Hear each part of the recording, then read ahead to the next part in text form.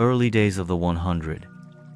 The arrival of the prince's staff created a profound impression.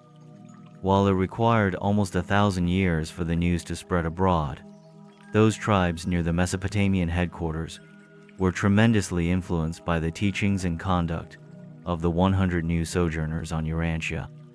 And much of your subsequent mythology grew out of the garbled legends of these early days, when these members of the prince's staff were repersonalized on Urantia as supermen. The serious obstacle to the good influence of such extraplanetary teachers is the tendency of mortals to regard them as gods. But aside from the technique of their appearance on Earth, the Caligastia 150 men and 50 women did not resort to supernatural methods nor superhuman manipulations, but the corporeal staff were nonetheless superhuman. They began their mission on Urantia as extraordinary threefold beings.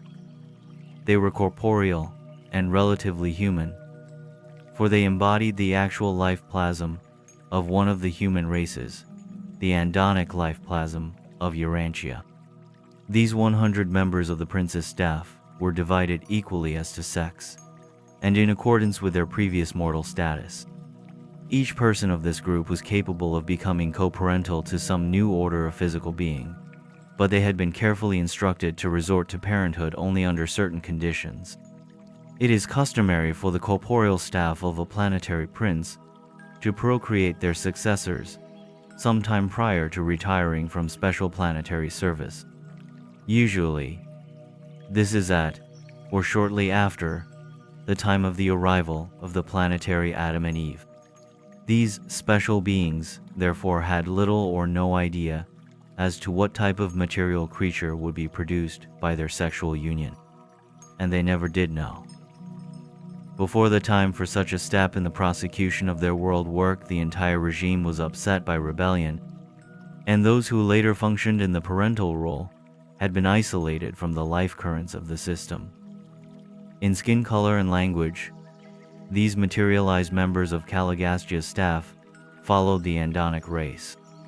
They partook of food, as did the mortals of the realm, with this difference: the recreated bodies of this group were fully satisfied by a non-flesh diet.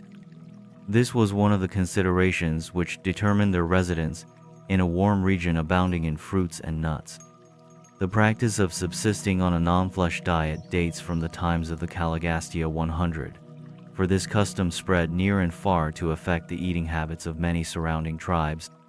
Groups of origin in the once exclusively meat-eating evolutionary races, the 100, were material but superhuman beings, having been reconstituted on Urantia as unique men and women of a high and special order. This group, while enjoying provisional citizenship on Jerusalem, were as yet unfused with their thought adjusters, and when they volunteered and were accepted for planetary service in liaison with the descending orders of sonship, their adjusters were detached. But these Jerusalemites were superhuman beings. They possessed souls of ascendant growth. During the mortal life in the flesh, the soul is of embryonic estate. It is born, resurrected, in the Morontia life, and experiences growth through the successive Morontia worlds. And the souls of the Caligastia 100 had thus expanded through the progressive experiences of the 7 mansion worlds to citizenship status on Jerusalem. In conformity to their instructions, the staff did not engage in sexual reproduction, but they did painstakingly study their personal constitutions, and they carefully explored every imaginable phase of intellectual, mind, and Morontia, soul, liaison. And it was during the 33rd year of their sojourn in Dalmatia, long before the wall was completed, that number 2 and number 7 of the Danite group accidentally discovered a phenomenon attendant upon the liaison of their Morontia selves, supposedly non-sexual and non-material, and the result of this adventure proved to be the first of the primary midway creatures. This new being was wholly visible to the planetary staff and to their celestial associates, but was not visible to the men and women of the various human tribes. Upon authority of the planetary prince, the entire corporeal staff undertook the production of similar beings, and all were successful, following the instructions of the pioneer Danite pair. Thus did the prince's staff eventually bring into being the original core of 50 primary midwayers. These mid-type creatures were of great service in carrying on the affairs of the world's headquarters.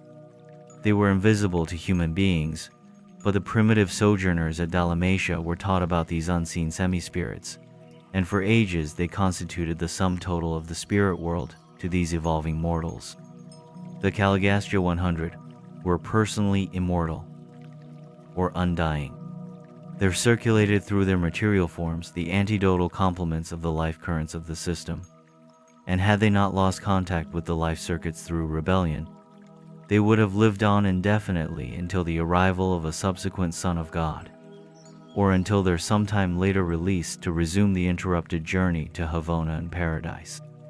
These antidotal complements of the Satania life currents were derived from the fruit of the Tree of Life, a shrub of Edentia, which was sent to Urantia by the Most Highs of Norladiatic at the time of Caligastia's arrival.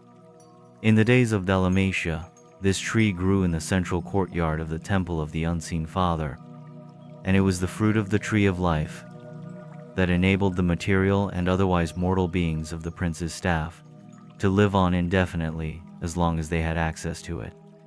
While of no value to the evolutionary races, this supersustenance was quite sufficient to confer continuous life upon the Caligastia 100, and also upon the 100 modified Andanites who were associated with them. It should be explained in this connection that, at the time the 100 Andanites contributed their human germplasm to the members of the prince's staff, the life carriers introduced into their mortal bodies the complement of the system circuits, and thus were they enabled to live on concurrently with the staff, century after century, in defiance of physical death. Eventually, the 100 Andanites were made aware of their contribution to the new forms of their superiors, and these same 100 children of the Andon tribes were kept at headquarters as the personal attendants of the prince's corporeal staff.